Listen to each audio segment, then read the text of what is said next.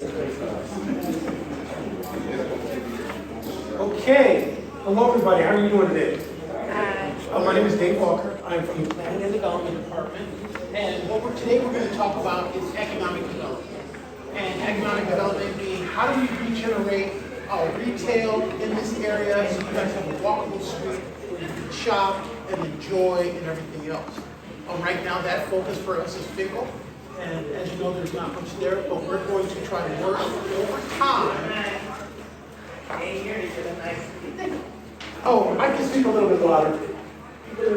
Over time, we're going to be working with you to try to kind of help to get economic development in this area and to get some businesses and some new opportunities. That's going to take some time. And we don't believe it's going to happen in a year, maybe 2 years, but working with you as a community, working with outside development, working with the DGC, which I'm going to introduce, we hope to try to get something done. Next slide. So I just want to say welcome, and today we're going to talk about economic development. Next slide. So I want to introduce everyone. If you guys could just stand and then just say your name and your title, and then once your slide comes up, I'll introduce you and talk about your slide. Okay, Sean, if you could introduce yourself, please. Hello everyone, I'm Sean Gray, Vice President of Small Business Services at the DGC. Memphis Jackson. Hello everyone, my name is Memphis Jackson. I work with the Motor City Match Program, so I do site selection for early stage companies. Nicole Scott. Good evening, everyone. My name is Nicole Scott, and I am a real estate manager with the Real Estate Development Services team at the DGC. Thank you. Brian Davis.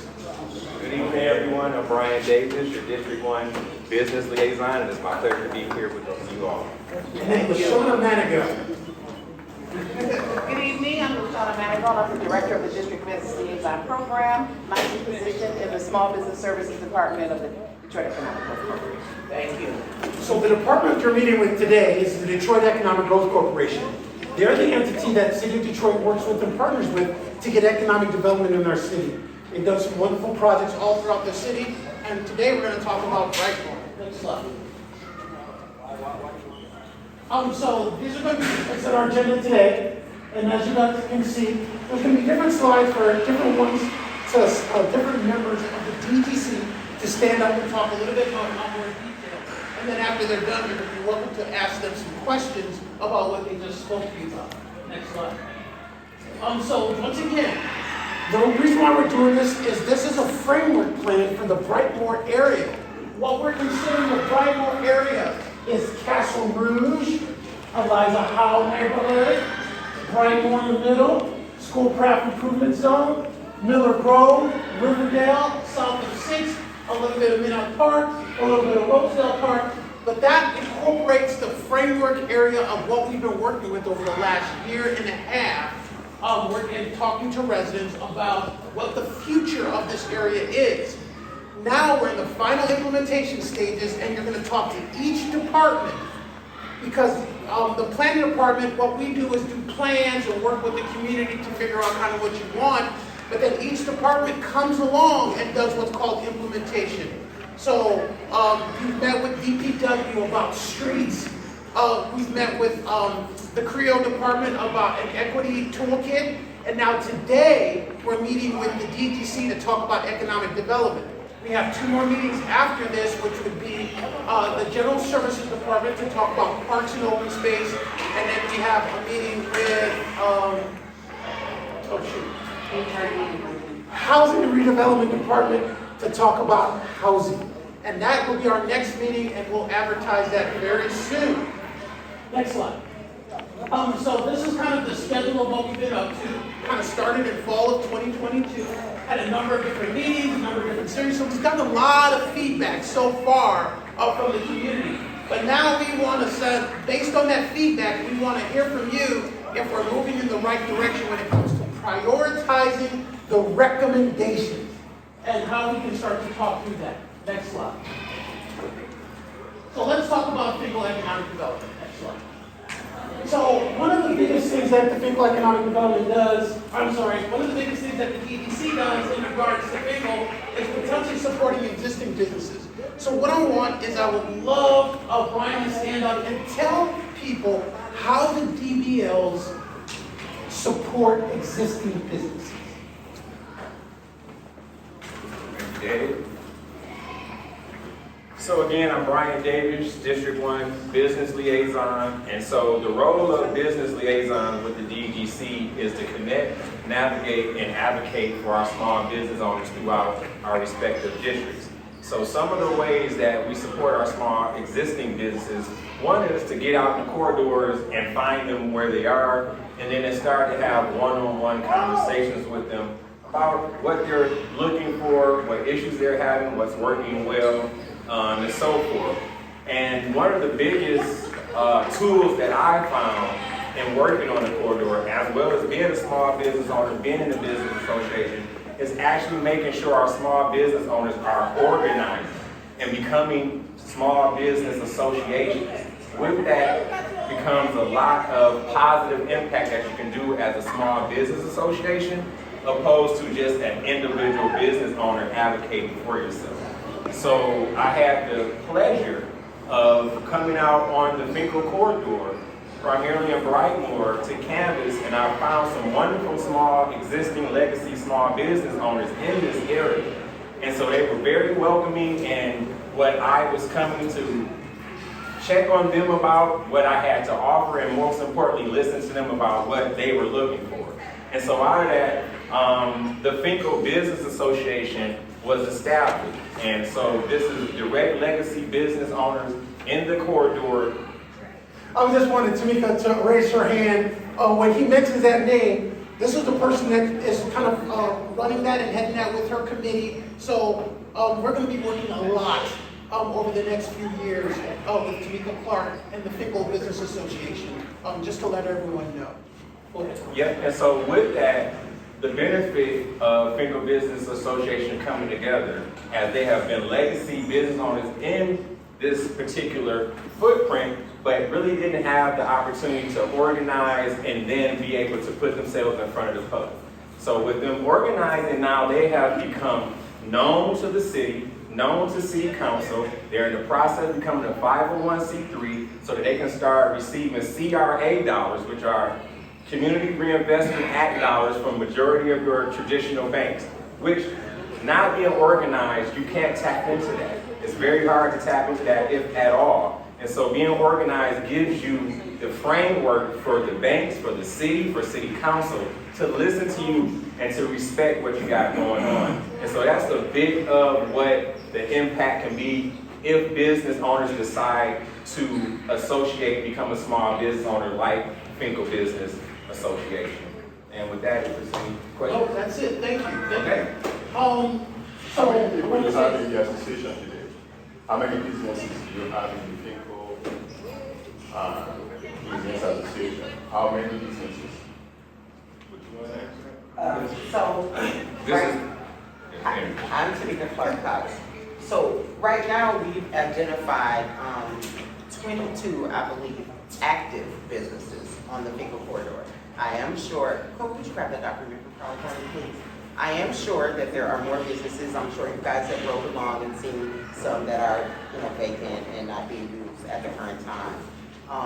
We are very interested in the development along the corridor. We put together just an informational flyer of what we do. Thank you so much. Yeah. And our objectives and everything for the community. Brian, if you don't mind. Oh, please do. All right, thank you so much. So our objective is to foster entrepreneurship and growth within the businesses along the corridor and hopefully all the new businesses coming to Finkel. We established a business incubator along the Finkel corridor in Brightmoor to provide resources, mentorship, and affordable office space. Offer workshops on business planning, marketing, and financial management. I know we need a lot of this stuff. You guys, Brian was absolutely right when he said, I am a legacy business owner, but guess what? I wasn't incorporated correctly to receive the funding that elevates your business and gives you the proper support that you need to keep going. So we also want to promote cultural and artistic events along Brightmoor's heritage. So we want to also bring an event with the help of Mr. Davis to Finkel every year to help show our appreciation for Brightmoor and to the city, and everybody's invested in it. We also want to bring forth workforce development. Our objective is to enhance employability and job opportunities. So for example, Mr. Walker and I have had conversations about bringing real job trainings that give us livable wages, like for example, I love to use this as an example. We all went through this recent FEMA thing, right? We had no inspectors from the city of Detroit. They were coming from Florida and Texas and everywhere else. We didn't have anybody qualified or licensed properly, hence Mr. Davis's position, to sign up to do those jobs. Those jobs paid incredibly. And that's one thing that we want to do. And I want you guys to know, we have a department called Detroit at Works, this wonderful group. What our goal is one of the first things that we're going to want to plan with Tamika is a big kind of job fair, job event in the neighborhood with the Finkel Business Association sponsoring that with the Detroit at Works. So we're going to be working on that over the next few months to see how we can implement that. And we also want to identify properties along the Finkel Avenue and incentivize their rehabilitation. So, for instance, some of those current businesses that are closed, maybe reach out to the owners and see how we can work together to get them back open and up to the standard, improve their facades, stuff like that. Collaborate with developers to repurpose the empty buildings for mixed use, maybe retail housing, community centers, beautify the Finkel corridor through creating grants, murals, and spaces, and marketing and branding. Marketing and branding, we all know, attracts investors and business. So we'll develop a cohesive identity for Brightmoor with the help of the community, emphasizing its unique character. But we need to identify that. So we'll be reaching out to you guys to see what you guys want. Brightmoor's identity, financial incentives, encourage investment and those good jobs we're talking about. So one of the incentives that a new business, let's say, would receive coming to the Finkel corridor would be tax incentives for businesses that hire locally and invest in infrastructure improvements. Will, as the Finkel Business Association, work with the city to create a microloan fund for small businesses, explore grants for facade improvements and energy efficient upgrades. So that's the purpose of the Finkel Business Association. It has 4 board members, myself, Dawn Wilson-Clark, Patrick Simpson, and Ms.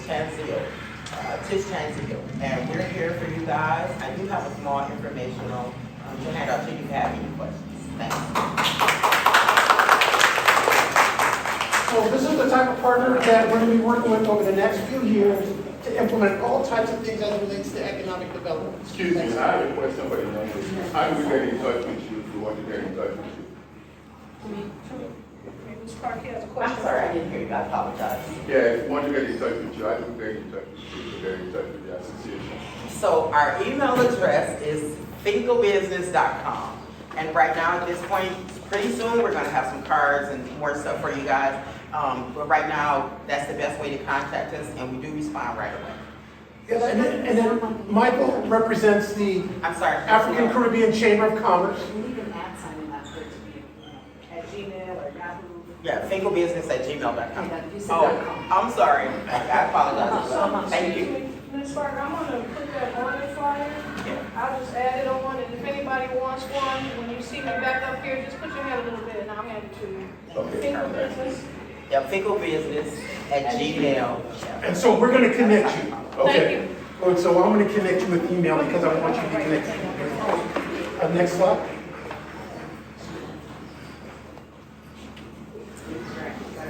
So one of the things that we are very proud of what DGC does is something called Motor City. Oh, wait, hold on. Yeah, I just had one question. You mentioned like living wage. What do you mean by that? Like, what does that mean for you? So that's determined by the economic status of the city.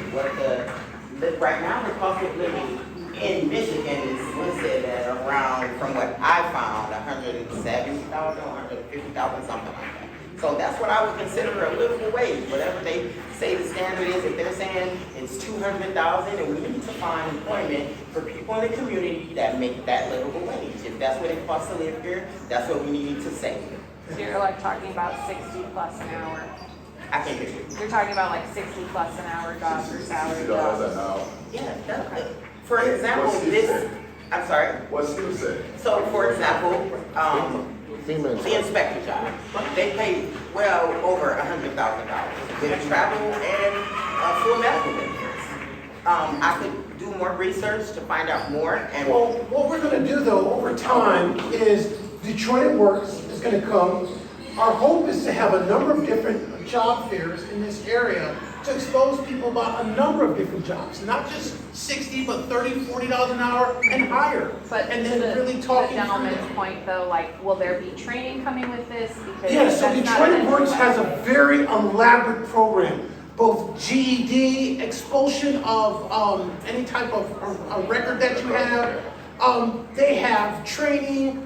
They put you in something called the Randolph School. They're connected to the different trade unions. So believe me when I tell you, that is a whole like 2-3 hour discussion that Detroit at Works is going to do and plan. I've seen it in other neighborhoods When and is it's that absolutely discussion amazing. happening? We're not sure when that's going to happen. We hope for it to happen soon. The goal is we're trying to get done with this process, with the planning process, and then start all the implementation. Housing, DPW, streets, and everything else.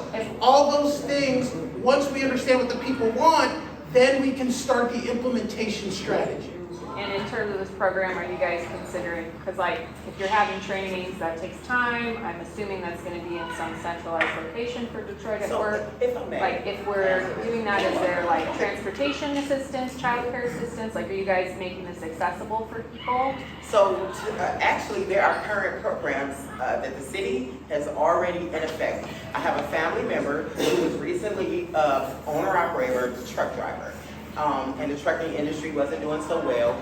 He pivoted to Detroit at Work. He signed up for the building trades. And this has been within a year.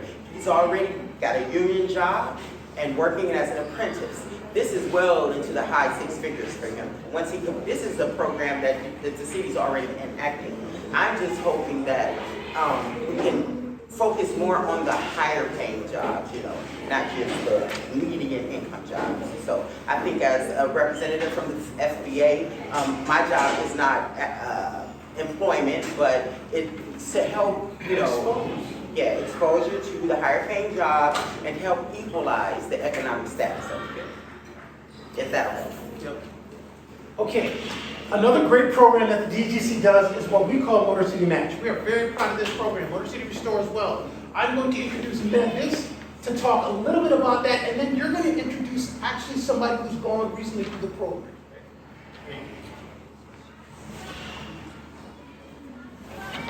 Hey, good evening, everyone. My name is Memphis Jackson, and I work with the Motor City Match program. So what Motor City Match is designed to do is help people go from idea to opening. So for people who have a business idea, but they're not yet transactional, they can use Motor City Match to get their business plan written and learn about the fundamentals of a business plan. The Develop Track is designed to help people who are transactional to go about finding a location if it's right for them. And we even consider it successful if they decide, hey, a physical location doesn't make sense for my business, right? They feel that a physical location would add too much debt to their balance sheet and not provide enough value. That is a success, right? Because we're keeping them out of an extractive situation. Once they find a location, and one of the things we provide with the Develop Track is we provide seminars around zoning, seminars around how to calculate your debt to income ratio, so you're understanding what type of debt you're going to be taking on to renovate a building or purchasing a building. These are many times $500,000 to $350,000 type deals, so it's a big undertaking to take a building that may not have been occupied for 20 years and to bring life into that building again. And then once you have a building, you can go into the design track. That's where we offset your architectural design and construction document costs by $25,000. Many times the building owner may have to go out of pocket to get additional drawings, but offsetting $25,000 is a big assistance to many business owners who need to get open in a building. And then, so those are our technical assistance tracks. And then we go to the financial assistance tracks. So with technical assistance, the money never touches the hand of the business owner. It gets paid on behalf of the business owner to a consultant who does the work for them. Right? So they've gone through classes, they prepared documents, for example, for the Develop Track, They have to do a draft of a business plan. They have to do a draft of profit and loss statements, cash flow statements, do a site selection form as well, a balance sheet.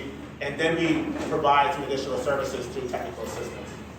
And then once that technical assistance has been provided, then we have our financial assistance, and that's the cash track for new business, and then the restore track for existing businesses. For new businesses, through the cash track, this is designed to help them close their gap financing. So you're responsible for identifying funding sources. You have to put up 10% of your own equity into the project, but Motor City Match helps them close that gap and get open to the public.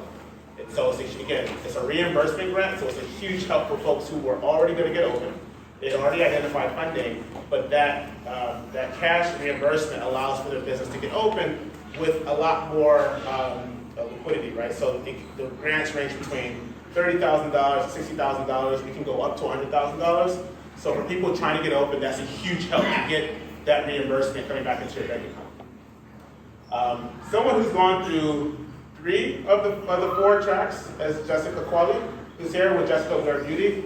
I've had the chance to work with her and plan, develop, and then she got to the cash track. And we helped her find a location on Red River, and she's going to tell us about how she started her company and how her story can inspire how we can encourage other persons on the FEMA corridor to open. She's going to be opening on Red River, so not far, not FEMA, but I think her story is going to be quite instructive as to how we can fast track folks. Question for you. Yes, sir.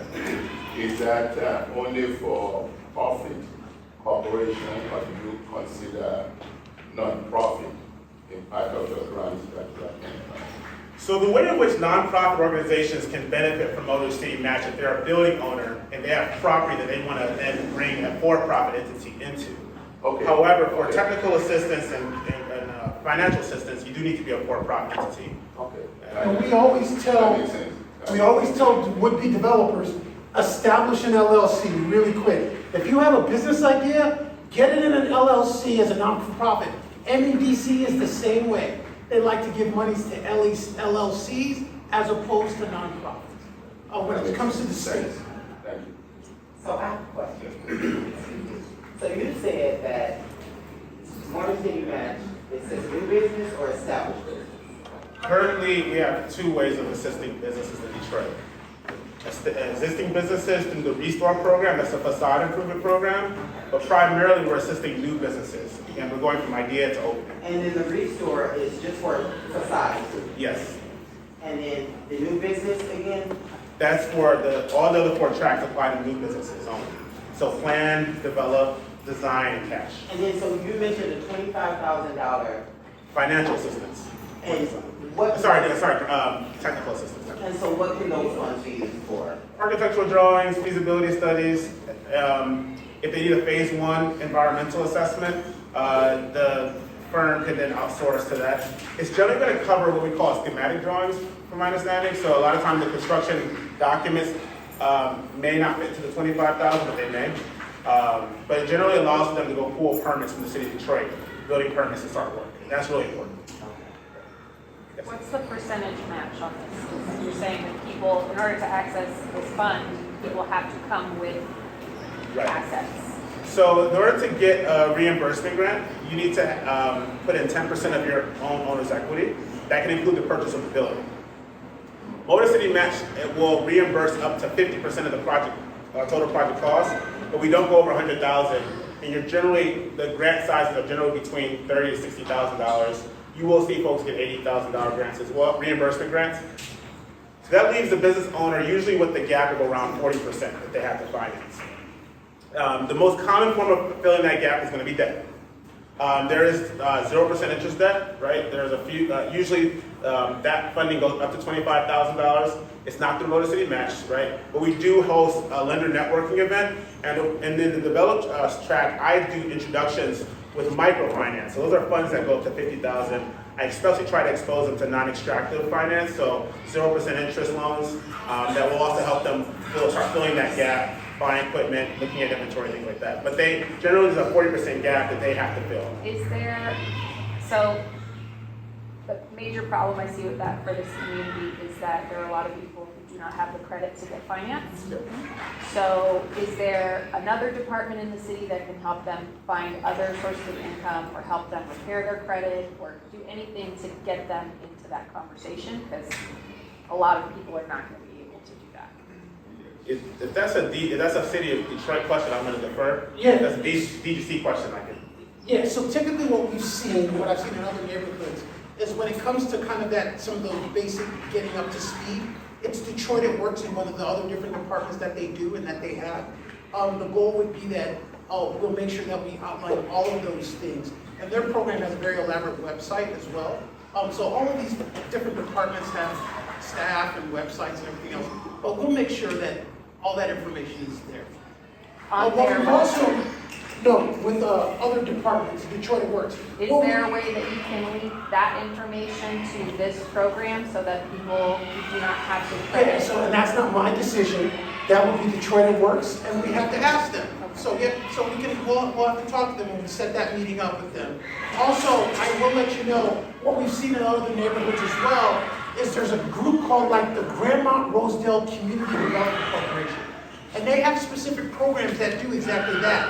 And that might be something that Tamika's group and the Finkel Business Association can grow into as well. Let's give it some time, but there's like Live Six, believe me when I tell you, some of my other areas that we've done plans, there are a lot of these organizations are doing exactly what you're asking for. I'm just wondering whether you're helping some of these new entrepreneurs find gap financing through a Michigan state law called commercial C-PACE. Are you familiar with that, and are you directing them to that? Can you speak up, please? Commercial what? There's a Michigan state law called commercial PACE, property assessed clean energy. It's helpful for new entrepreneurs because it fills a gap and it doesn't require any credit, any type of additional assets. I'm just wondering whether you have that resource and whether you're providing that information to entrepreneurs. So at this point, that's not Memphis' division, that's Nicole's, and she's gonna talk about how she helps developers and new entrepreneurs, and she's coming up soon to talk about kind of how she incentivizes developers. Thank you. So I've actually gone through the Motor City Mass program, and I got the design track. So we're actually about to do my floor plan for my building that I purchased from the auction. It was really affordable. I used my refund check 1 year, purchase a building. They're going to help you build out plans. And then they also have, you mentioned, loans for credit. I'm actually in the process of working with Fishing Women's Forward? Yeah, Fishing Women's Forward. I'm sorry, I applied for so much stuff. And they actually don't really go based off credit. But it's only up to $50,000. And then I'm also going to apply for the cash track once I finish my design plan. So there's different ways you can go about doing things. I'm a first-time business owner, never done it before. And so they are making it a bit easier for me. My question for you was, in regards to the restore track for Finkel, I know with that one you have to be open for a year, but I thought they mentioned that that would be an option for new businesses for Finkel. Are we going to adjust that or is not? I don't have any information on Oh, that. okay. And I just have a question for you. You're Nicole? No, I'm Teresa. Oh, nice to meet you, Teresa. Thank you. So does that have to be paid back, that funding, they got funding you're talking about, or just credit? They don't really base it off of credit. Right, so does it have to be repaid? Yes. Okay. Is there an interest rate? Yes, I think it's between 6 or 7. It's like buying a house right now. You know what I'm saying? If I'm going to be able to renovate a whole building, I can refinance it later. It's so many just things I can do. Well, when you have programs like that, it would be wonderful if you could share those with the Finkel Business Association so that she can start tracking that. And then when people come to see her or talk to her, she's got some information that she can share. Okay, I'm gonna do 2 more questions and then we'd love to be able to move on to the young woman here to talk about how she progressed. Go ahead. Yeah, is your business on Finkel? No, I live over here, but my business is in District 7 where I used to work as a teacher. I'm opening up a child care center right across the street from the school that I just left from. But I live in this district. We need to get many more people live in this district who sleep and lay their head on this pillow to do exactly what she's doing in this area. And we need to work on that together. And so, hopefully you guys can connect and we can get some information. One more question. My concern is just, I really appreciate that there's a Finkel Business Association Act, that's great, but again, that is gonna take time to get to the level of what Grandmont Rosedale has. Like, they have way more funding and support, they're more established. That's gonna take time. Getting people trained and licensed for things is gonna take time. Getting their funding is gonna take time. And we are at a point where we are picking up steam and development for this community. So my concern is that if the city is not being proactive in really like streamlining and making it really, really clear and supported to get people those resources, that by the time they are ready, the opportunities are gonna be gone. That's true, very true. So Very true. how can, whoever is in this room from the city, that it is your department, how can we streamline that and make that more transparent so that somebody who has a concept for a business on Finkel that lives in Brightmoor can be a part of this? Yep, and so we're gonna work on that. I mean, the goal is that we're gonna work with Tamika and the Business Association and get resources out. And so I hear you. Right now, as we tell people, this area, right now, the median income for the city of Detroit is $36,000. The median income over here is $22,000, one of the lowest median incomes. So I guess I say that to let you know, it's like, let's work together. It's gonna take some time. The better we work together, the better we have sources and work together, the quicker this is gonna move. Councilman, did you wanna say something? Okay, go ahead. What I would like to add to that, if I can, is that she's correct. These things do take time, and FBA is a new organization. But that's why these things are happening now, and the information is being spread out now. Because the time that it takes to develop new things and start new businesses is gonna go by anyway. And I'm grateful that we're given the opportunity to stand here today to know these things are coming, and you can start your LLC right now today. Some of the things don't take as much time. That's an instant process. And start reaching out. It's basically up to you. It can take you 10 years, it can take you 1 year. So that question I don't think is really up to the city. I think that's an individual's perspective. I do things really fast. Some people move, a little slower than I do. So it's all about how hungry you are. That's an individual perspective again. If you want your stuff to get going and you don't mess around, you're gonna get your stuff going and you ain't gonna mess around. For the people who delay and procrastinate, then they'll deal with, the repercussions from that. But you see, I don't think that's- your response, it didn't fix what she was saying. But those of us that have already invested in this community, we've been waiting for over 2 or 3 years. So we like to see something happen. So that's So what you're saying is correct for people that want to start. I like to hear that the people that already made investments, how are we helping those people to forward? So That's one reason why I'm here. So what I would say to that is, I've been here 43 years. I own a few businesses in the community. And like you said, the last 10 years you've been waiting, and you haven't had a Finkel Business Association. And right now, the reason we're here today is to assist you and to move forward with the process. And like you said, the last 10 years you haven't had anyone to reach out to. That's what we're here for. And we're here to move things along, to support all the businesses along the corridor. I think you said one more question, and we do have our guests. Yeah, I know. So one more, can we just have one more question if you guys don't mind? Believe me, we're gonna have tons of time to ask questions at the end. We got much more to carry for you guys right here on Last Point. I just want to pivot off of Rachel. First, let me commend Tamika and Dawn and your team for the great work you're doing on for the Finkel Business Corridor. But that's not, I want to hear from the city, and I think that's what Rachel's point is I want to hear your story as well, for sure. We're definitely interested in it. But we want to hear from the city, most especially because, as Rachel has said, there's that huge gap in between what's feasible and what the city has to acknowledge and address. Everybody's situation may be different, most assuredly, but we're not here to criminalize each other in how we do business. It should be a set practice. and it should be a racial equity toolkit that would guide this process. And I'm going to stay on that because this is most assuredly where we need to have the racial equity toolkit really speak the loudest, because that would speak to what this gentleman just spoke about, but most assuredly what Rachel keeps talking about and keep trying to bring it to the center of the room, is that we need to make sure that everyone has access to the same tools, and for those who are without the tools have even greater access. And most assuredly, we're not going to see the same results as Brightmoor Rosedale, but that's just the reality. And that's because of a racial equity toolkit. Because Brightmoor Rosedale is going to have greater access.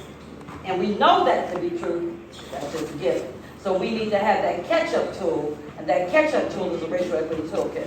And I believe that's what she keeps speaking to. Yeah. We need to have something that's a general tool that everybody is using, so that would give us at least a standardized hope of meeting that need. That's what we're looking for. We agree with that. We're going to be working on that issue. Next. So, actually, if I can just say, as much as I appreciate hustle and entrepreneurship, that is exactly the point I'm making, is that it cannot be a survival of the fittest bootstrap mentality about business development here. Right. We need to be equitable in the way that we do this, and that means transparency, support, like creating tracks for people who are not currently equipped or anywhere near it to reach those goals.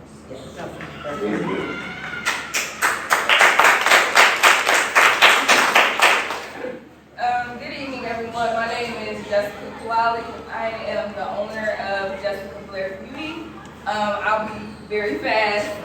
A little bit about my journey. I started my business 4 years ago in 2020, in the height of the pandemic. I was formerly a medical worker, which, you know, you got hit hard in the medical field. And I just wanted to pivot. I decided like that was no longer my passion. I always have been into beauty, skincare, hair care. And then I also noticed during that same time frame that there was no representation in the beauty supply industry. And what I mean by that is majority of beauty supply stores here in the city of Detroit are Asian dominated. I'll just be real. And African Americans account for over 90% of beauty supply store sales.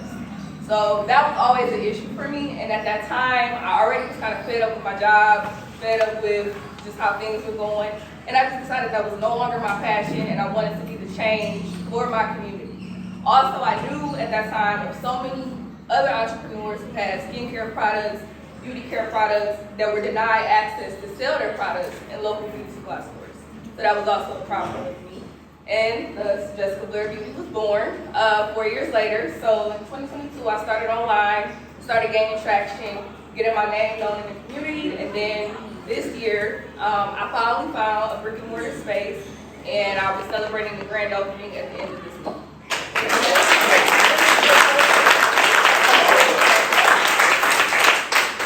It's located at 18724 Grand River Avenue.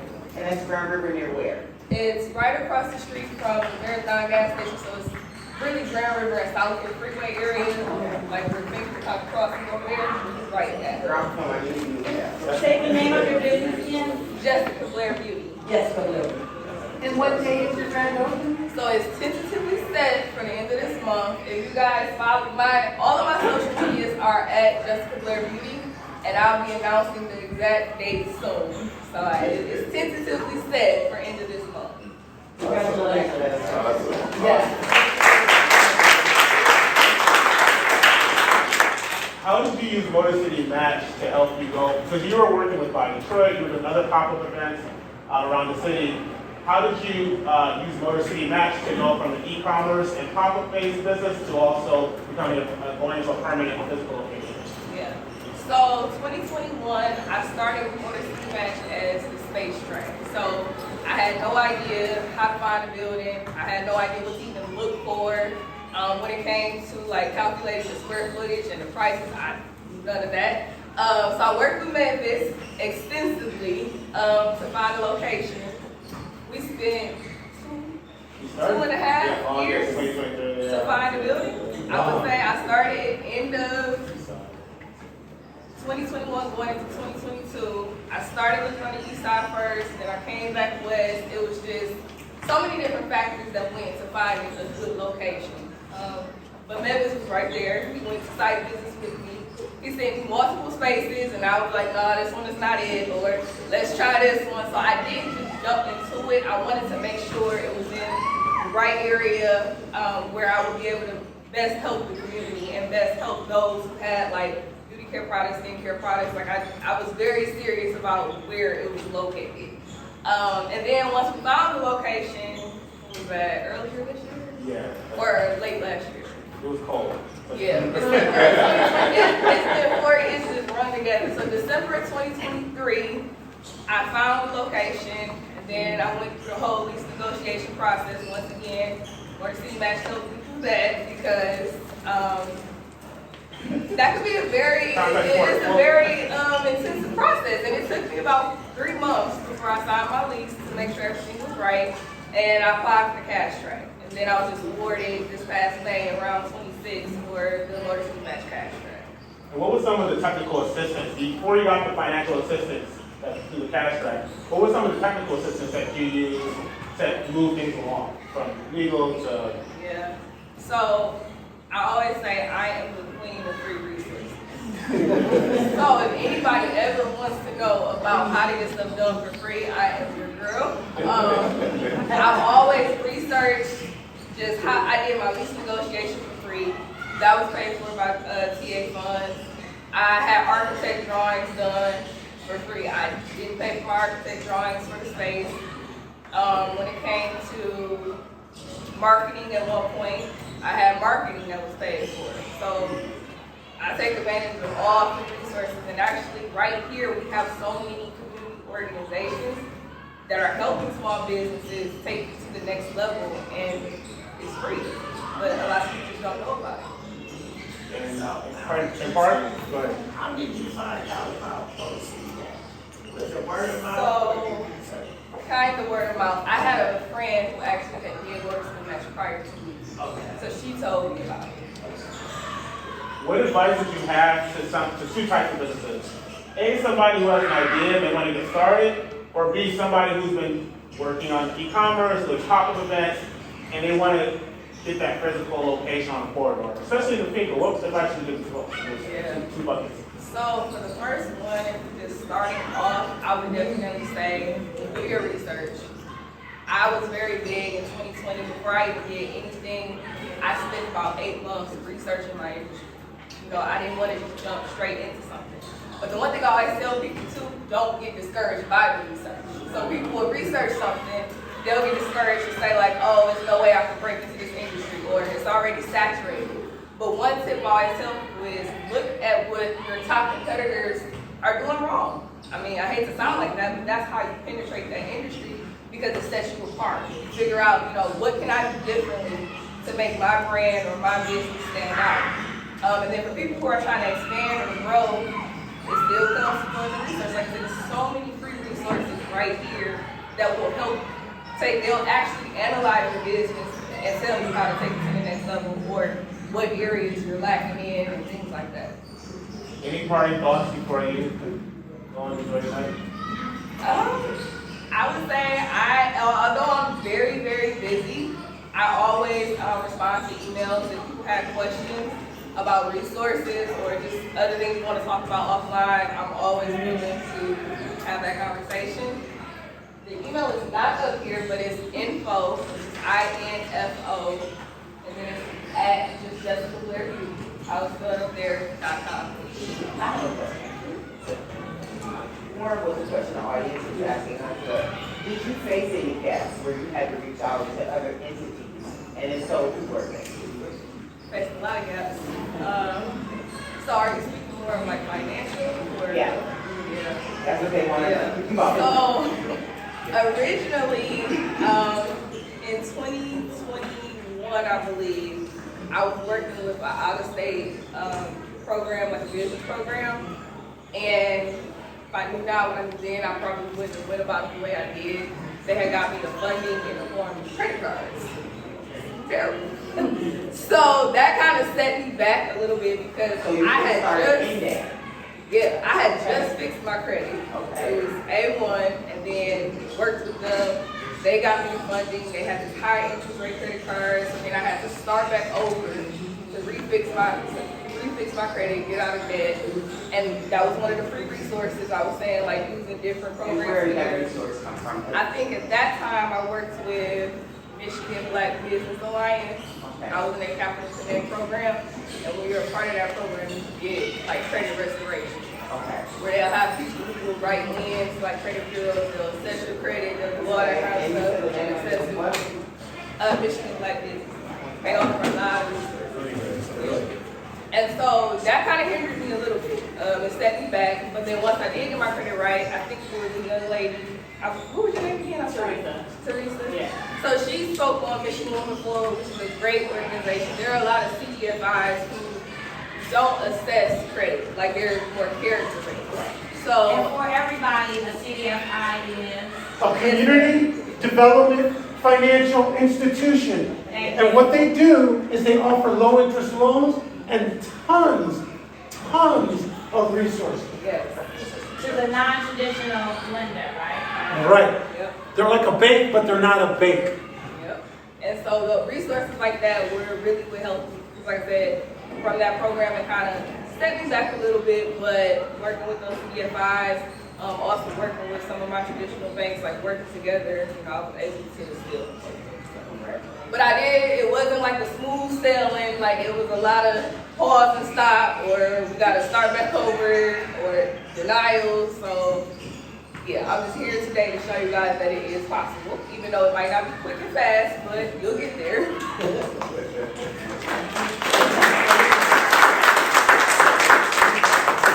Well, we'll let you sit down. Where can people buy your products again, online and in person? Yes, so the website is just jessicablairbeauty.com, but the actual storefront, like I mentioned earlier, is at 18724 Grand River, and it's not open yet, but it's tentatively set for Excuse me, we have one more question right here. I just want to know, how important is marketing for your business? very important. So it's funny you asked that question. I just had a consultation the day before yesterday with the marketing agency, especially because right now I'm about to start putting out all the information for the grand opening. I wanted to know how to best go about reaching my target customers. That's one area I've always lacked, and I'll be completely honest. As a business owner, you wear so many hats, but you're not going to be perfect at everything. And so marketing has always been the area where it's like, I'll neglect the Instagram page or the Facebook page for a week at a time or 2 weeks at a time. And I recognize that opening the storefront cannot do that. So I did have to start factoring in like a separate budget for marketing. One thing I will add is that, to your point, it takes time to process. But I will say that when you have the right people at the table, the right mix of persons, you can have wonderful results. On the Whittier Avenue corridor on the far east side, it's just adjacent to the Grosse Pointe border. In the winter of 2023, we started doing virtual real estate showings, right? So it's cold. I wanted to have people out, in the dark at 6:30 at night. So we started doing the virtual showings. And we have one owner named Candace Lloyd, who she works on the line at the Chrysler plant on the east side, but she had bought a building during the pandemic, a 5-unit building on Whittier. And she's an amazing person. But with her and a couple of the property owners on that corridor, but especially getting that catalyst with her, a property owner who wanted to do right. She engaged with the local nonprofit, was very supportive of the local nonprofit on that street in terms of beautification, any community events, she's there to help out, letting other people know about the program. But finding persons like Candace who live in the community, love the people in the community, and are looking for ways to fix up their property. They're not just, waiting for the value of the property to go up. They're waiting to put the value of the property. Because of her, in 1 year, we've got 4 cash awardees on Whittier corridor. So an area that had virtually no Motor City Match presence, they had 4 cash awardees in 1 year, right? And we did a ton of open houses. We worked with persons like Candace, Pastor Alonzo Bell, and others to show their properties. But then that also spurred on other people on the corridor, right? And luckily, we also had Soul to Go, which was a restaurant that opened in 2023 in the summer. So again, one thing I want to work with you on is finding those candidates who care, who don't just own property under the corridor, they love the people in the neighborhood. Because when you have that mentality, then it's easy for us to start working on, okay, how do we take this space, the resources that you need, and that's the kind of mix that really can accelerate progress in this community. Thank you. Very good. Hey, thank you.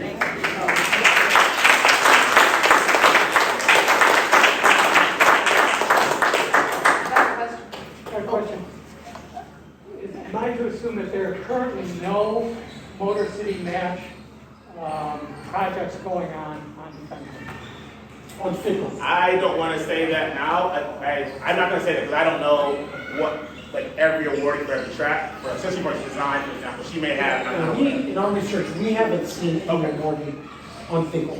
Well, let's change that, right? Again, 2023, we had one awarded, cash awarding on Whittier. That owner has also been very instrumental in spreading the word with people on this corridor about getting their properties in our buildings owner track, because a big part of this, as Jessica said, was finding a location, right? And finding a building owner who you can work with in good faith.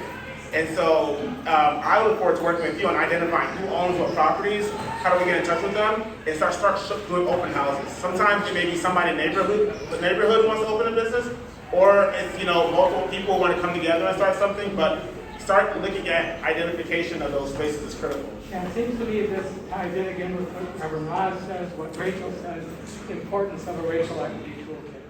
Because we do not have all of the resources in this neighborhood that other neighborhoods have. And so that needs to guide everything that Motor City Match does and all these other programs as well. We have no community. Well, I'll be meeting with you and you know, like Mr. Walker. So you don't actually have to put that work on them. That information is on regrid.com, like all of those property owners. And you can see that on Finkel, there are a limited number of people who own multiple properties that are not in operation. So to expect us to operate in good faith with those owners who have shut down Finkel, waiting for gentrification in this neighborhood so that they can make money off of those properties, that's a big ask. And so, if I may, True. oh, I'm sorry, I was just gonna mention that, Luella and Pastor Roz actually, from what I understand, brought the racial equity tool. And I want to, if I can, work with them to make sure it's implemented, not just identified, but it's implemented within our. And I wanted to point out that I agree with Rachel about the, let's say, less cooperative landlords, but we have a lot of properties on Finkel that the city owns. So the city would be in a perfect position to be a good neighbor and enable the businesses with a racial equity lens to lift them up, get them started on the first floor instead of the basement. Because we don't, I mean, presumably the city's on board with the importance of supporting the people who live in Brightmoor as opposed to making Finkel attractive to people who don't. I mean, we want people to visit us, but we want it to still be us. And so we really need to, you know, all of us have great ideas. And a toolkit that we adhere to helps give an objective view to how it's going to impact the community. And that's what we really need, is that lens that helps us all see our own blind spots. That's good. So, to piggyback off of what they were saying, do we have a plan to allow average people to purchase property instead of allowing it to be gentrified, like she mentioned? And then also, what resources is coming here outside of Motor City Match, just like Illinois got extra funding, Dexter received extra funding. What extra funding is coming for Finkel that we're aware of?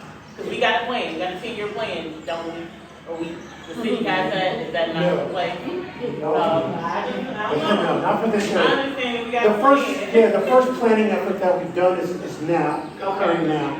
And those other areas are part of something called the Strategic Neighborhood Fund. Right, and they had a whole planning process years ago that they went through.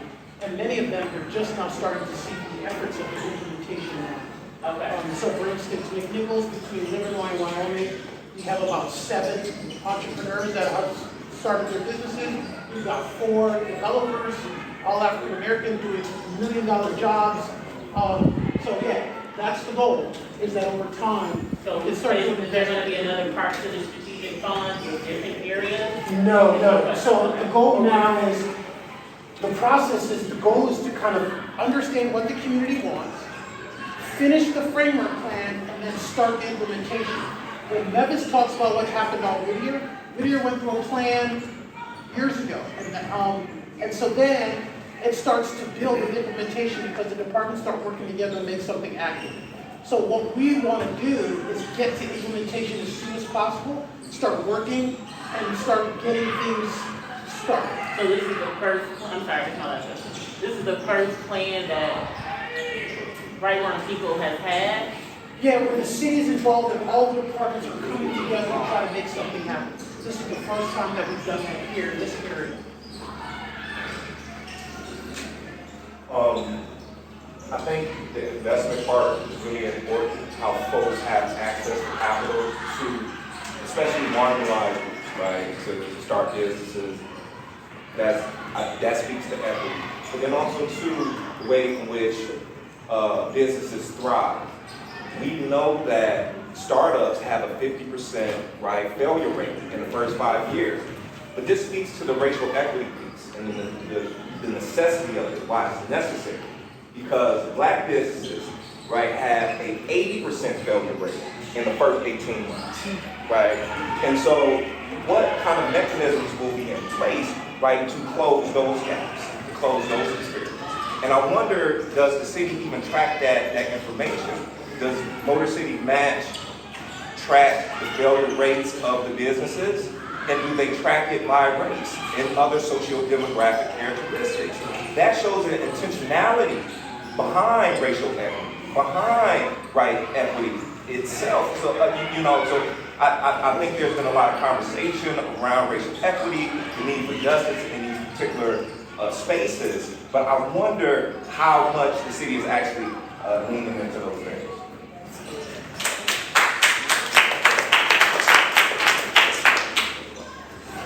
And then, so I don't know, Sean, is there any type of assessment that has ever been done on Motor City Match at this point or not yet?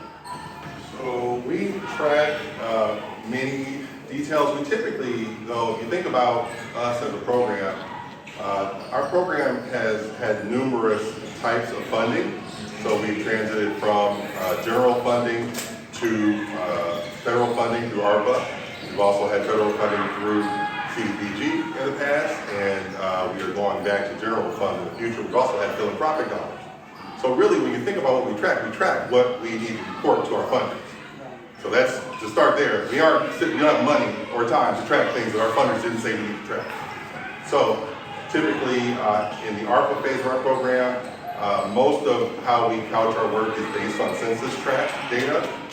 That work at ARPA was programmed specifically to support and lift up underserved communities and allows for to a significant degree us to support low to moderate income census tracts, and so we do track that.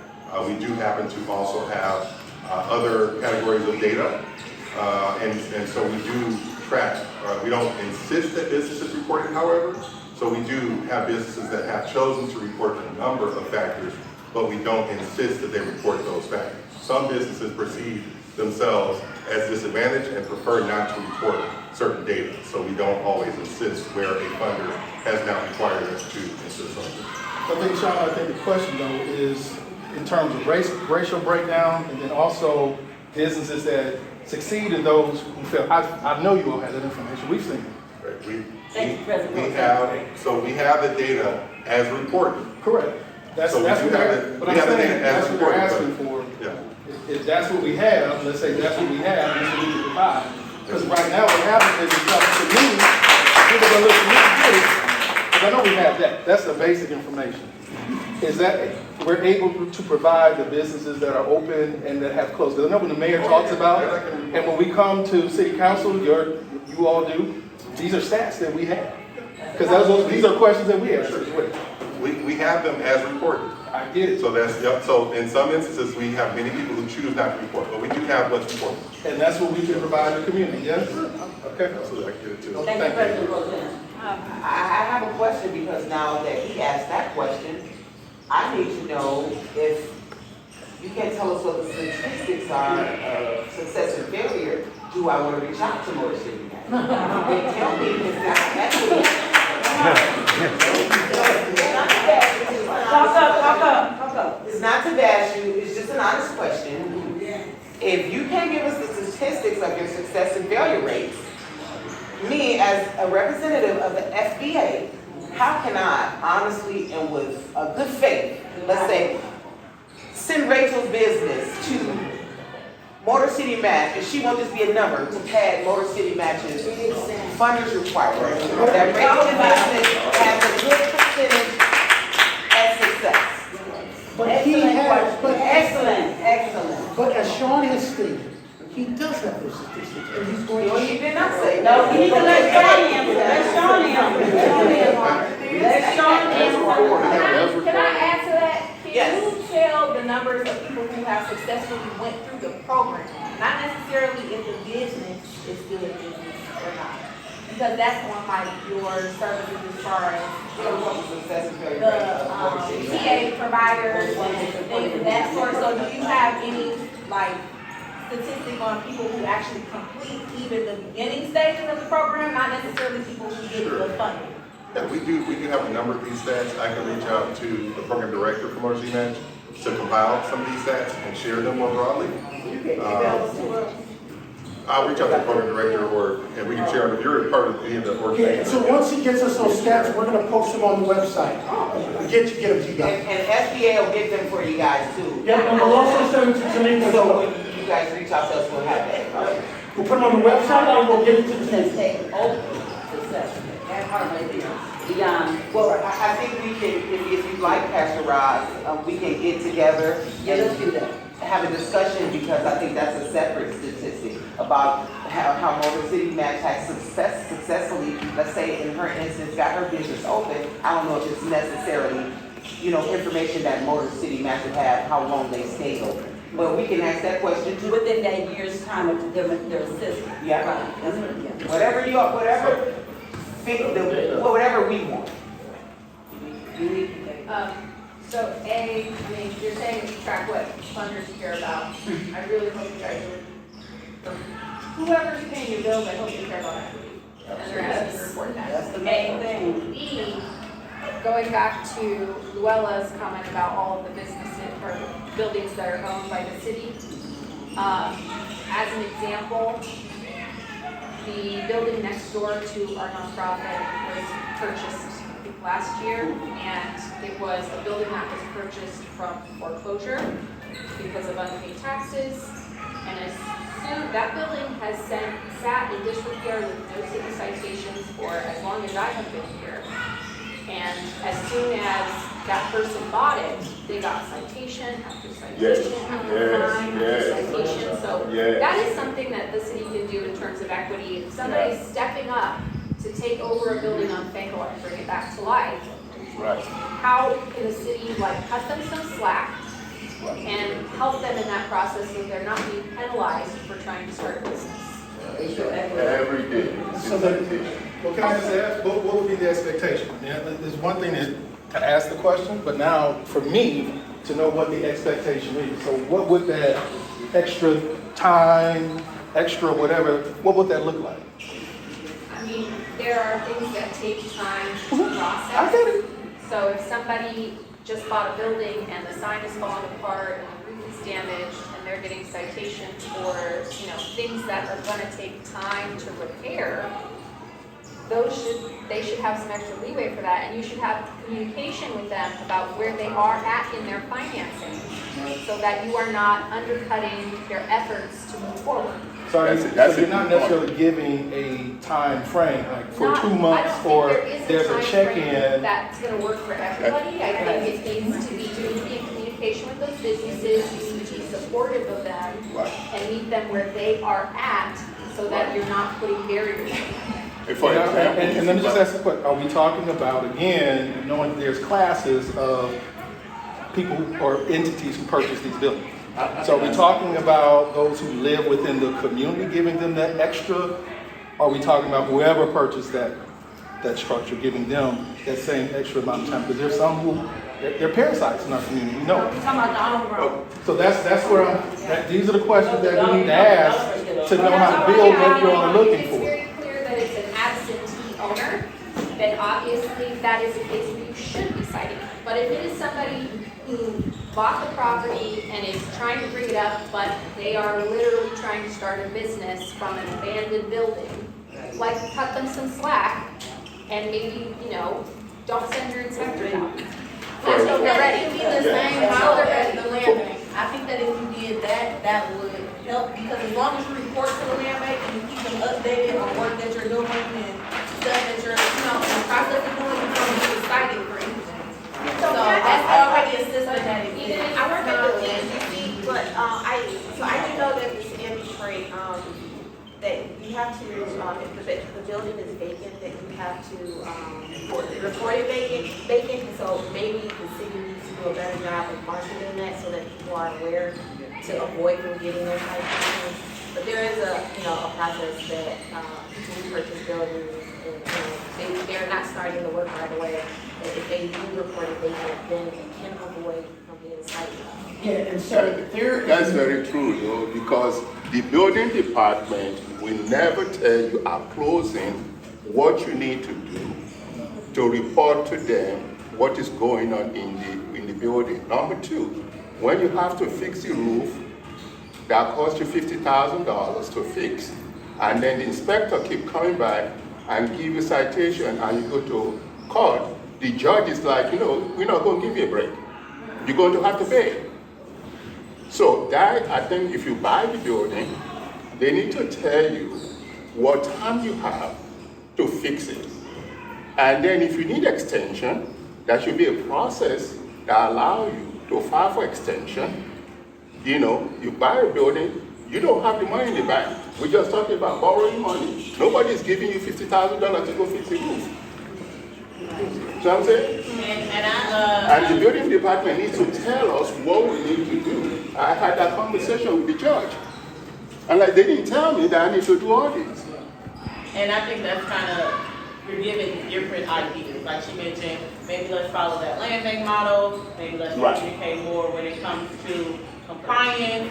How about before people close, there's a list of things and a time frame of what they have to do. Because again, I'm in the process of trying to get funding, and I have not received a ticket yet, but it's not easy to get through the city of Detroit to kind of get permits for. It's a time frame. So when I'm over here trying to be a single mom, start a business, I gotta go cut the grass over here. And that is scary, because I have had inspections where I've had, hey, Mr. Good, are you who's cutting the grass? And just questions, and I know who they are. I haven't received a ticket, but just putting these things in place, you sound like a good plan to kind of support people who are starting businesses. And the way you can kind of tell that. Transparent. I'm sorry, the way you can kind of, I like, you did ask the question in regards to who gets this privilege, right? Maybe we can even put in something in place with Motor City Match people and stuff. The people who can't really afford to come out of pocket and do this type of business, we put something in place with them to say, hey, you guys have a year to kind of get funding, we have another 6 months to release that type of thing before people start to get ticketed, and that part. Got a question back here, David. Can you hear me okay? Yes, we can. Okay. Piggybacking on what this lady was saying about the fines and the violations, what's been my observation is recently there are a lot of business owners who have small businesses like plumbing, or maybe an ice cream truck, or they might just have a flower truck. And they park it in the residential, on their driveway, not the grass, not on the curb, and they're getting citations without any time frame where they can find the parking. And the mayor has said, well, we're taking care of blight. But to me, they're gonna take those vehicles. I got a ticket for a vehicle that is not even mine, and they say it's commercial. And it's not in use for commercial at all. It's $230. And they're saying that I have to go to court, where there's other people who have businesses that actually do have commercial businesses, but it's making money for them. And the mayor says, well, in your business plan, you should put parking in it. Now, what is that? I mean, not what is it, but that's an observation. It is cutting out people with businesses because now they can't keep their vehicles that they need on their residential property. And so that sounds like we need to talk to you on one-on-one. Typically what happens is, in many cases, you'll go through what's called a site plan review before you can actually get your certificate of occupancy to open up the building. But let's talk a little bit, because usually site plan review, they define what parking is going to be. So we'll talk to you, figure out where you are in the process, and figure out what happens. Okay, so yeah, we'll talk. There's processes. Go ahead, Carl. I'm sorry. I was just gonna say, we'll just take care of it back here. Okay. And thank you. Yeah. Hold on. Jai had a question, and then I think it was you, and then the other. Hey, good evening. I just wanted to dig in on the leeway question for business owners that want to purchase businesses. My mind went to, if, for example, if I bought a building, Mr. McNeil buys a building, the city gives him 6 months, I get 8 months to fix it up. That's not really, that's not fair, that's not equitable to use the word. So I'm just curious about ideas around. That is actually. Oh, it is? Oh, say more. Right, equity is giving people what they need. Okay. Right, not necessarily creating an equal kind of process for folks, because some people may need more. Yeah. Right, and so it's meeting people where they are. Yeah. So in that instance, if I were to come to the city, how do I, and knowing that Mr. McNeil gets 8 months, or he got 6 months, well, let's switch it. I got 6, he got 8. I go, wait a minute, why does he get 8 months and I get 6? And, buildings are similar comps. I'm just trying to. Based on your bottom line, but the challenge is if we start saying, well, if someone has to go to Motor City Match to get this extra leeway time, that is unjust, because what happens to those who don't go to Motor City Match? But they were scrounged up on the money, or you've gotten funding, or your money's running out, or whatever the case may be. But because you're a local business that's been in community, doing the work, and have bought in community, and if we can do the data and check how much money comes out of the pockets of billionaires, we can most surely check folk in community to see their bottom line without nobody, you know what I'm saying? There's always a trail to it. So the reality of it is it becomes equitable, because while you may not need that time, and he might need it, and the reason he might need it is although you both look like your bottom lines are the same, but they're really not the same. That's the reality of it. And the thing about, we can't use the land bank as an example, because we all know of so many instances where the land bank, where people purchase out the land bank, and then they're given 6 months to get something up the power, and then the land bank turns around and snatches it back. To speak to Rachel's point about all of the properties up and down Finkel and all throughout Brightmoor that's being locked down right now for those developers waiting to come back in and open it up. A lot of the problem too, that goes back to the land bank, because at the very beginning of the process, the land bank locked down property, said people couldn't buy it because they wanted to keep it. Really, they used the water department as their conduit to say, we need to keep it, because the city has to use some type of city office to lock down property in the land bank. And which was the most disrespectful way in Brightmoor, because Brightmoor, having the highest population of water shut-offs, why would you allow the water department to be the one who locks down the property in the land bank? But a lot of the property in Brightmoor is locked down through the land bank, and expectation of developers coming in. And that land bank needs to come back and speak to that, because that is inequitable. We know that. And Reverend Ron, just one question. Was because I want from my own understanding, was the building expansion or the timeline expansion tied to Motor City Match, or just general, anybody purchasing? Because I wasn't sure. It sounds like I'm hearing two different interpretations. I think that was his question. Oh, okay. Who would get it, because then we have people buying properties and just letting it sit for so long. Okay. So I guess that's what we're trying to figure out, how we can do this and how would it be equitable for people. But she do legacy traders for buying weed stores. We definitely can do legacy traders. She started off by saying that the property was sitting with the city owning it and there were never any citations. And then as soon as a person came to buy it, then inspectors want to start coming in the citation. So the expectation I'm hearing from her is, why is the city not responsible for the upkeep of something that they bought? But as soon as someone wants to come into the neighborhood and buy it, then you want to start monitoring what we're doing. Okay. All right, now I'm on the same foot. And I would say typically the city doesn't go in and buy because we want to buy. We end up purchasing it because it. Right, but you're not doing the upkeep. No, I'm with you. I'm not. So that's what just buying the house. They don't care about the house, they don't care about the grass, they don't care about anything going on until you come and say, I want it. Then it's, you got 6 months, you got 9 months, you got to update me on this, you got to update me on that. But when you had the property, it was dilapidated and y'all didn't do nothing about it. Can't argue that. I can't argue that. I just want to ask a question pertaining to the business association. Can you talk a little bit louder? Can y'all hear me now? Yes. Oh. I know this is the beginning of the process. I want to know what's going to safeguard the community to prevent certain businesses to relocate to Finkel.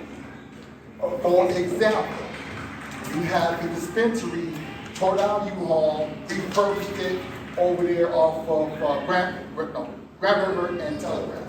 A beautiful building. But it's selling weed. That's their business. I have no problem with that. What kind of business we expecting on Finkel? Are we going to allow every type of business to go in there, or are we going to have something community specific? So the position of the Finkel Business Association is to assist and be conducive to all businesses. We're not in a position to discriminate if we want to have a dispensary. Now, our position, we're looking for more than that. We're not looking to load Finkel with smoke houses and smoke shops and all this kind of stuff. The community is fully diverse, a lot of more mature people, young people, but we're looking to recreate the scene on Finkel. And we're not looking for dispensaries or businesses that don't uplift the community. Go ahead. I understand. Starts off. I look at the project on Puritan, the one between Illinois and Wyoming. Look at nice small businesses over there in terms of it's the eclectic bits of it. So, you have like food place or hardware, whatever. I know that's the kind of business you want to attract. I think I get that.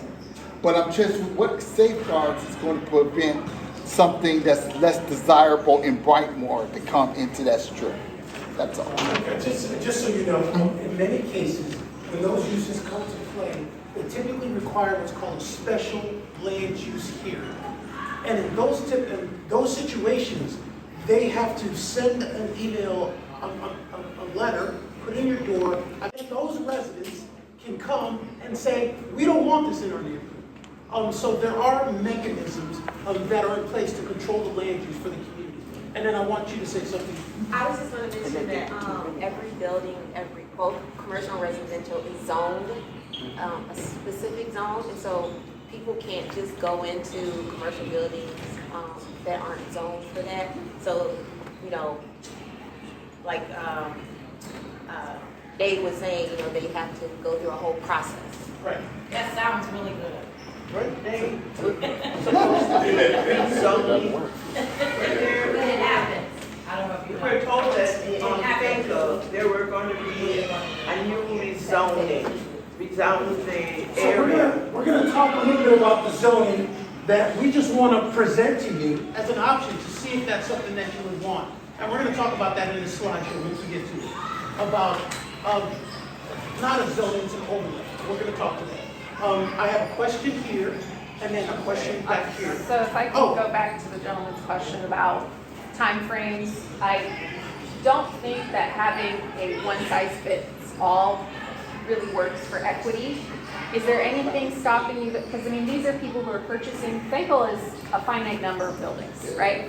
People are purchasing them for commercial use, so I would hope that if they're purchasing a building to do a business, they have a business plan and a time frame for when they expect those things to be done. So rather than having this like, well, you meet these qualifications, so we've decided that gives you 8 months or 6 months or a year, can you just talk to them and ask them what their business plan is? And when they get to that date, check in with them again and see where they're at. And that's what I mean when I say that be supportive, right? So have a conversation, have a relationship with them, be supportive, especially if they are from the community, and, you know, go on their time frame. What's doable for them? Yeah, and so typically, Rachel, I would let you know that that does happen. In many cases, you will see the DBA have the first relationship before they sell a city-owned building. And then it goes to a review committee for each district, and then we ask a bunch of questions like, how much time do they have? What's the construction budget? Should we sell this or not? And then everybody makes the case, and then we just sell it. But then the goal is that as we sell it, the DBA is supposed to go back, the Detroit Building Authority is supposed to go back and check on them, and then understand what's going on. But I'll tell you, there's some bad actors and sometimes there's not. But it's not a one case fits all. Right, so you're saying that that does happen. I think what you mean is that's supposed to happen. Because obviously in the example I gave of our next door neighbor on Fayetteville, it was literally the week after she bought her property. So nobody talked to her about her I'd love to get the address of that. We can talk later. I'd like to delve into that one. So let's you and I talk, you send me email that address, and then let me check with the DBA and figure out what happened in that specific case. You can always call your council member. I'm serious, you shouldn't have to, but we're here to try to help those situations. Right. And then don't forget your Dons too. Your Dons and your DBLs. I mean, guys, Brian is your biggest resource and your biggest advocate. If there's anything related to this business corridor or business that you guys feel concerned about, Brian sits there and lets us know, and he carries much more weight than I do when it comes to commercial corridors. The mayor doesn't want us involved in commercial corridors, the planning department, except to do plans. And then once we're done, anything implementation, he wants that to go through the DAGC. He's been very clear with us about that. Yep. Me? Yes. Hello. So I think I'm in Brightmoor. I just want to make sure. I'm on the other side of 96, between Outer Drive and 96 on Rockland. Is that Brightmoor? I think it's Castle. Is it, you said You below north the of 96? I'm on the other side of 96. You're south of 96. That is part of historic Brightmoor. Yeah. The freeway cut it off. Right, okay. So, is it true that the Toll Brothers are coming in and developing homes in this area? So it is, from my understanding, it's not true. The Toll Brothers is the largest housing builder in the United States of America. What they do is they go into suburban markets where they can get 20 or 30 acres of land, and they'll build 100 to 200 homes at a time. And it varies in price. In some neighborhoods, in some suburbs, they do stuff from 120 to 300. Some neighborhoods, it's $500 to $1 million per home and higher. Toll Brothers is the largest home builder in the United States of America. And I have heard a couple of people say, hey, I've been talking to Toll Brothers and this and that. So whatever it is, it's not real from my understanding, but are they talking to some developers about Brightmoor? I'd probably say yes, they probably are. So I also, is this meeting for people in the community that live in Brightmoor to get more, like a head start over other people that want to come in to start businesses? I'm just trying to figure out what. Of course it is. Because I'm ready right now. Absolutely. Because I'm looking to, I have some ideas. I want to open up a business, but is this like, when we build them, they will come? Like, I'm sitting there like, where's all these people? I want to make money too. Yeah, the reason why we do these framework plans is we want people who are living here, sleeping here, to be able to work with us and be able to help this neighborhood grow. And at a certain point, if you have a business idea, then email me, email Memphis, and email Brian. We'll get your information. We'll start working with you now. We've got developers that live in this neighborhood that I've already sent some emails to. It's like, hey, let's start you on some first steps and let's start doing this and this. Anybody who's interested in being a business owner or a developer, we got 20 more minutes. Anybody who's interested in being a business owner or a developer, definitely, I'm gonna work with you, okay? Okay, guys, I'm gonna go ahead, one more question here, and then one more. I'm gonna go you, and then you. I wanted to echo her point. We really need to look at root causes for these citations, because it happens, maybe it's pure coincidence, but you buy a land bank lot and they've been ignoring it for decades, and within a month you have a citation. You buy a building that's been ignored forever, and within a month you have a citation. And so it'd be great if these processes worked, and this partnership of are you doing okay? What do you need was actually happening. But it seems like there's an opposite trigger that is, hey, you came in, you must have money, and we want it. And that's not okay. And we want you out of here so that we can get somebody who does it. Correct. And then the second thing that you missed my very fine point about the city-owned businesses being used to subsidize and enhance equity in our neighborhood. Can you spell it? Well, yeah, on Thankful we have a bunch of city-owned businesses. And so, Buildings? Buildings, I'm sorry, buildings. So we could, you could, decide to use those to give new business owners who need a step up, and let them start on the first floor instead of the basement. And whatever that, I'm not a business owner, but I know it takes a lot of money. And I know building costs a lot of money.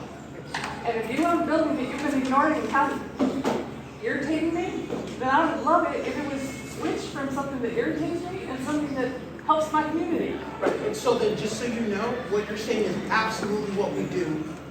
We identify the city. Sorry. We identify the city-owned buildings in our corridors, and then if you look at Kershable, you look at what we did on Jefferson, look at what we did on Dexter, look at what we're doing on Warren, you look at what we're doing on Joy. All these roads, we start with the city-owned buildings, and then we try to get developers in those buildings first. And most of the developers that we get are people that live in that area. So we're right on point. We're going to talk about that when we get to that slide. Okay, last question, and I'm going to move on just so we can. Is there any plan to widen Finkel? And I say that because there are, I haven't written up and down, but I can tell you for a fact, Trinity, Blackstone, there's no property right at Finkel, no residential property. Can that be pushed back? Because one of the problems for business owners, I would expect, I'm not one of them, but if I were one of the reasons why I don't go up and down Finkel, and I do know who put my furnace in my house that's 21 years old, was on Finkel. Miller. I don't know. I don't know. I know the guy's name was Greenberg. I don't know if he's alive today. but you know, I was referred to him. But every time I call for something that I need done, when you put Detroit, or you're trying to find a Detroiter to do it, oh, you're never going to get that. You're going to get everybody and his mother saying that they're in Detroit and they want your business, and they're not 500 miles from you. So if the street was a little wider, if there was parking, if there's nothing on the block between Otter Drive and Finkel and the one behind me, meaning a couple lots, is the only one on that side of the street, then on the Finkel side, there's nothing. So it should be pushed back, because the street, as much as possible, needs to be widened. It's too narrow. I almost built on Finkel at Auburn. And so then at this point, to answer your question, there is no plans to widen Finkel. But as part of this process, we want to work with you guys to determine kind of what those improvements can be. And that's part of the planning process, is to identify some of the things that have been brought up and then see how we can move forward to get a streetscape. I'll let you know, just so you have an idea, we did the plan for Russell Woods Narden Park in 2017 and 2018, and the streetscape is just now started and getting built. So anytime you start messing with the road, it takes a long time. You have to identify funding. So it's a long process. But as far as changing it from commercial to residential, if it's the first house, the second house, if there's nothing there, I'm talking about property where there's absolutely nothing there today. It needs to be pushed back. Okay. You know, change from residential, because it's not like you're gonna have a whole city block full of people mad at you because you took the property that used to be a house. Because there's nobody there. Definitely take that into consideration. Okay, can we, you guys mind if we move on? There's a lot to cover Can you here. address the question about parking though? 'Cause I understand that there's no plan Yeah, to no, so widen. what happens is when DPW was here, we had discussions about different things and different things that we're gonna do. We're gonna track all those things that will be in the plan. Then when it comes to implementation, that takes a long time, and DPW takes in all the information that they've heard, and then once they're ready to do something, they come back and they have a series of implementation meetings with the community, and then they start defining exactly what that's gonna look and feel like. I've been in those meetings, I haven't heard anyone mention parking, so how are they gonna know? No, so, okay, we'll put it right here, that parking is an issue on Finkel. It's a serious issue. Traffic is an issue because it's too darn narrow. And I'm pretty sure, I have to check my notes, but I'm pretty sure somebody brought that up before. But let's go ahead and move on. Next slide. And so then once again, one of the things that we're going to do is we're going to bring in this department here. This is the cover of their website. We're going to work with Tamika and the Finkel Business Association. And really what Detroit Work is about is jobs and trying to get people employment. So we're going to figure out kind of how we can work together to start that process. Next slide. One of the things that we wanted to do is try to find two catalytic areas. Catalytic area 1 and catalytic area 2. 10-minute walk is typically the type of walk that you do in a pedestrian environment that's viable. Next slide. So what we're thinking is catalytic area 1 is Burke Road. Why are we choosing Burke Road? Because we have 3 city-owned buildings, one quite beautiful and historic that we own. And we believe that potentially that is one of the buildings that we can maybe RFP or request for proposal and get a developer to do something there. But that's something that we're thinking about. Another area that we're thinking about is Losser and Finkel because of the traffic counts, the amount of people. But these aren't defined in stone. But what we've done is we've noticed that we do have city-owned buildings in these areas, and that this is an opportunity for us to kind of like start that catalytic development. Okay. Is the historic building that you're referencing, is that the firehouse, or did you guys get the bank back? I believe it's the bank. Okay, But the I'll last go- time I checked, the bank is not owned by the city, it's owned by a developer. Yeah, I'll double check. He's still on it as of, what's the name? Yeah, there's 2 historic buildings. There's one that's There's a owned by, firehouse. yeah, and then there's another one diagonal that the city owns. What's the city building on Lashman, Bank? Right. There's 4 businesses there. Go ahead and click that next slide.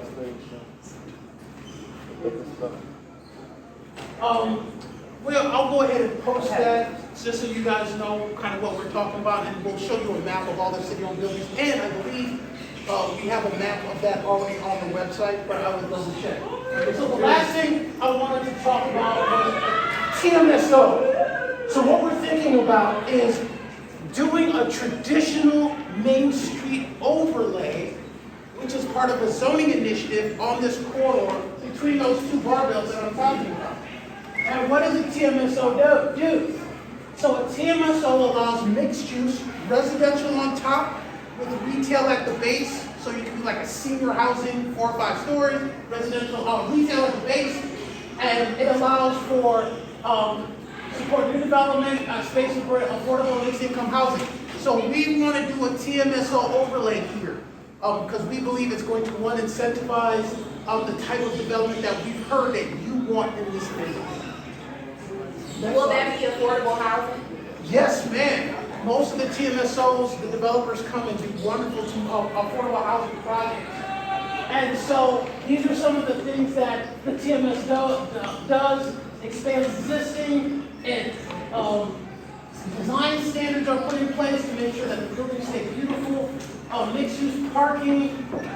So what we do is we make sure that parking makes sense, and then just a number of other different things to kind of really make it a much more viable corridor for development. Next slide. And then, so the priority recommendations for now is really kind of looking at those corridors that I just now mentioned. That building that I'm talking about is here. And then there's another one called Hardware Store here. Yep. Paulie's, there you go. Yep. The city owns No, it does not. And then there's also here Baptist Church. So we've got some really nice things, and we've got some really nice staples as well. Hibachi Grill, Randy's Coney Island, Scotty Simpson's Fish and Chips. We can build on these regional incentives. And what the city wants to do is kind of work with the Pickle Business Association and get developers here. Now, the next slide. Wait, are you saying the city owns Scotty's Fish and Chips? No, I'm sorry. No, I'm sorry. All of these buildings that we're showing are iconic buildings on the corner.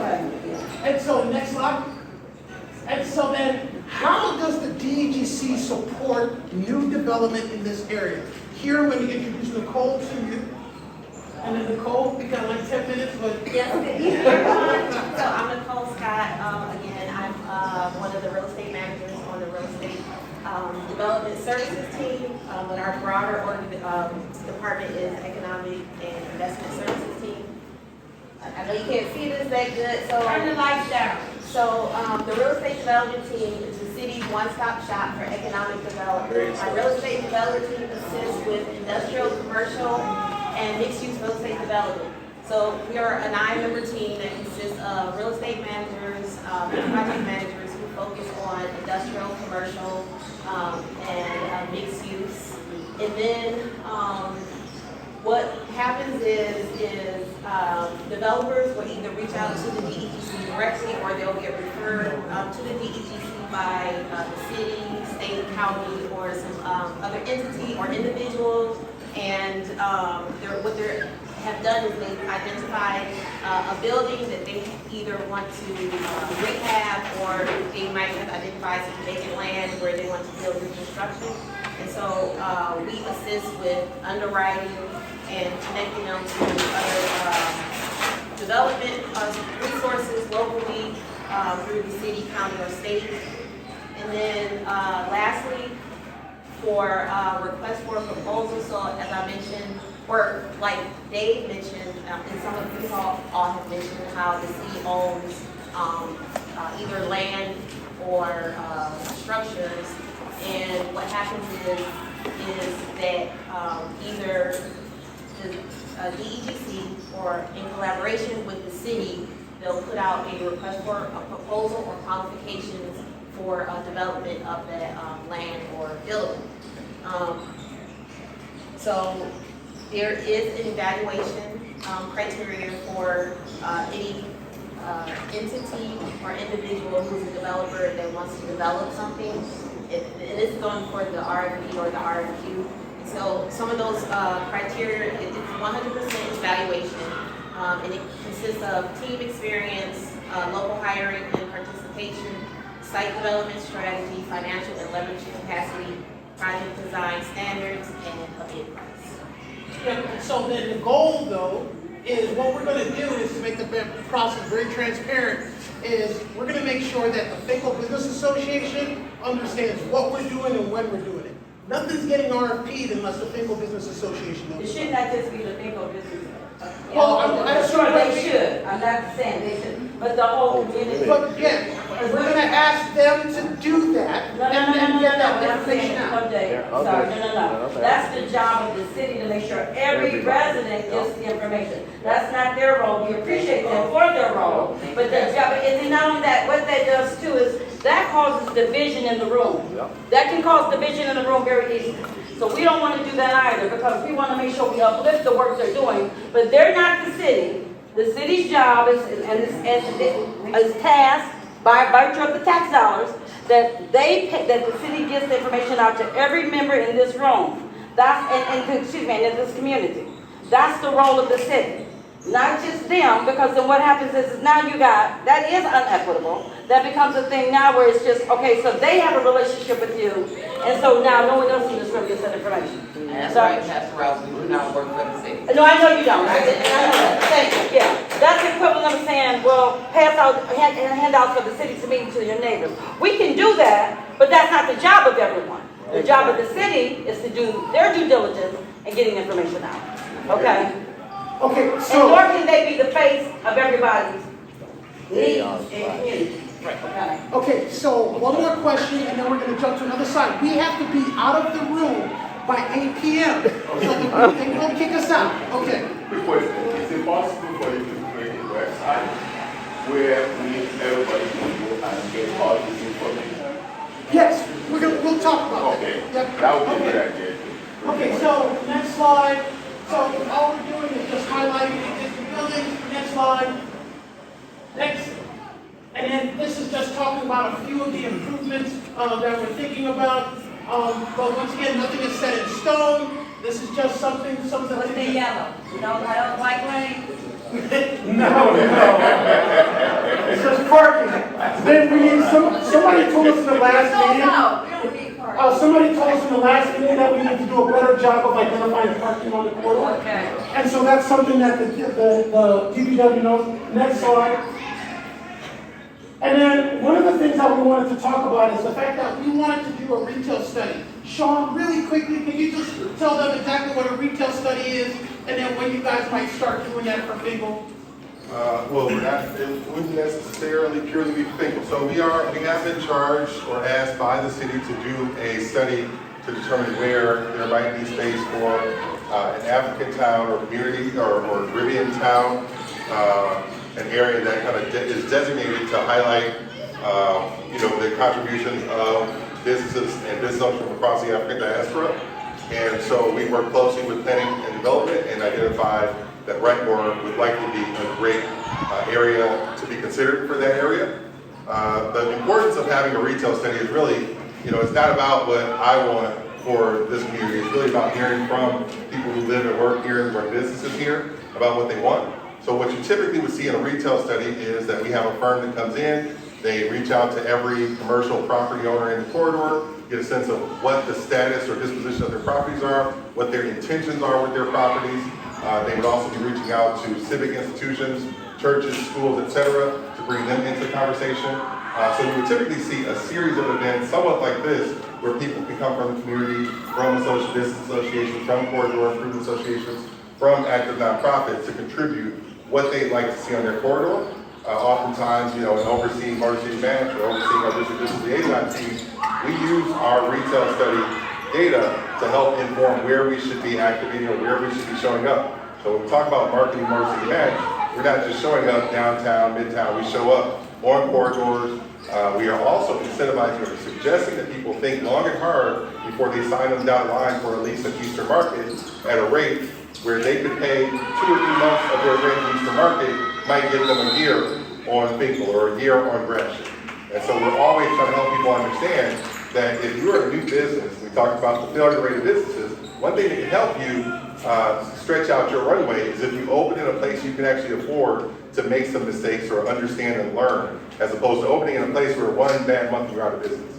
And so we're always telling people, take a look, take a second look, and Evidence works pretty diligently with people to make sure they're looking at our corridors. A retail study helps us have that much more data, because really people aren't going to just open where I need them or want them to see them.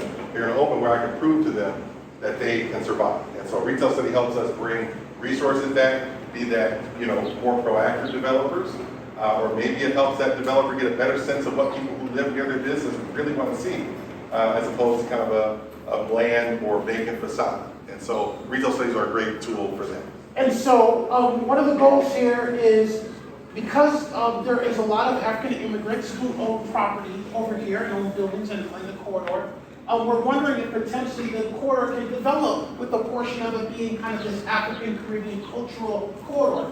We're showing you pictures of Verner in Mexican Town, if anyone's ever been there. But if you've been to Verner and on Mexican Town, it's definitely kind of this Latino corridor branded by such with different businesses and different things there. So that's something we're going to investigate to see if there's some potential here for that. We're going to be starting that probably the next couple of months. Next couple months you start it. Typically it's about 6 to 8 months of a study. 6 to 8 months. Okay, thank you. So again, coming back to equity, all of the examples that you're showing us, like talking about Eastern Market, Mexican Town, these are all areas where the community has experienced some degree of gentrification. So I understand the market appeal of theming a neighborhood, but we don't want to end up with a downtown Disney that doesn't serve Brightmoor. So that consultant should have equity at the core of what they're studying. Otherwise, this is the kiss of death. Okay. Definitely, we got you. Okay, so one more question, and then we're going to start on this exercise where we're going to ask everyone to give a 10-second blurb. So to speak to what she's saying, when is this supposed to happen and how is the information getting out for each part of the city? And like how far in advance are you letting people know about the meetings so that way we can be involved to actually give you an accurate study of what you want? So that's one of the factors I use when I judge the consultants that we bring on. So we're not a department of the city. We are a private nonprofit. We typically are contracted by the city to do economic development services. And so when I have a consultant who's done a retail study for me, where I show up and they haven't engaged the community, where I show up and they haven't been available enough for meetings that maybe, Council President Pro Tem Tate wants to host a meeting. Maybe he says, well, we need to have 6 or 7 meetings. Well, here's some of the hot spots where I know there's going to be interest from our community. Well, I'm just saying for like someone who wants to come, maybe you used to live here and you're coming back into the community, how would you be able to get that information because you don't already exist within the corridor? So typically we have to recruit people who are present. So I would say if you're following groups like the Finkel Business Association, if you're keeping up to speed on the newsletter for planning development, those are some of the ways that we do it. The district business liaison for a corridor is a person who's going to be getting the word out for us. So Brian, when we did our school prep retail study, was very much hand in hand with our consultant, with my team, to make sure that he got the word out. So really, if there's a corridor that you're very interested in, it would be beneficial to stay very closely apprised of if there's a church or nonprofit or association in that corridor. Those are likely the first groups that we get to, just because we don't typically have the resources to go door to door in a given corridor. So that would probably. I think that's something that should be put on social media as well. I think that you have a lot of young business owners that do follow DEC on Instagram, Facebook, things of that sort. So you have a strong community of young business owners that need more marketable on digital media, and that's something we should offer. Thank you. Okay, everyone, I want to thank everyone for their time. Before we leave, I'm going to ask everyone if you have a 5-second blurb. We're just asking a simple question. What type of economic development would you like to see on Finkel? Somebody can say restaurant, somebody can say hair salon, somebody can say I'd like to see more job training centers. So each person, you got 5 seconds, and I'm going to start with you. Go. I would like to see more jobs, right? More jobs? Okay. Next, you. I would like to see more opportunities like for small hot dog stations or little tacos, just something to inspire people. Okay. On the corner. Thank you. Sir, you. Okay. You, ma'am. Okay. Sir, you.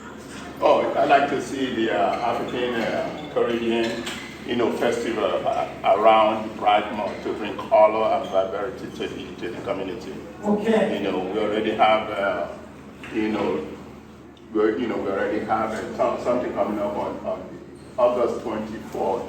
That we're doing open house on Finco and 2230, right? Yeah. Chief, Oh, hold on. Thank you. Yeah. Yes. I would like to see economic development centered on racial equity.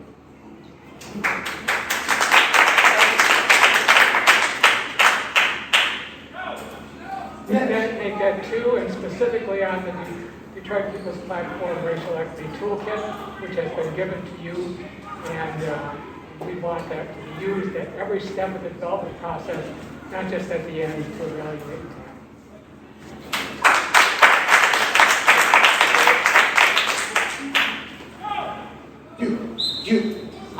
economic development that prioritizes the current residents as business owners. Next. Groceries, some place where I can buy food locally. Perfect. Next. I would like to see an advanced program where you can fast track kids to their occupation before they're 18. Next. Pockets of parking. You just said parking? Yeah, like I said, as far as pushing back, Yeah, no, there's nothing there. Yeah, parking's a There whole nother- should be some space Yep. that could be shared, Yeah, we got maybe you. on that block or Yeah, something. we got you. Next. Next. I think you up here now. Wait. Next. Wait. I'd like to see, like you said, a supermarket, but not just the average supermarket that every day. I'd like to see a supermarket that has choices where you can get healthy foods that are whole. Not Whole Foods market, but something where it's organic and something where it's not highly processed. Thank you. Next. Go ahead. Oh, you know what I want. I want people to make Roy a little jealous. Don't write it down, make it Roy a little jealous. I want Checkers to be, hey y'all, I want Checkers to be reopened and I want the bowling alley On top. to be reopened. I want Brightmoor to be a place where folk can come and recreate. I love it. Next. Racially equitable development that prioritizes the development of people over buildings and places.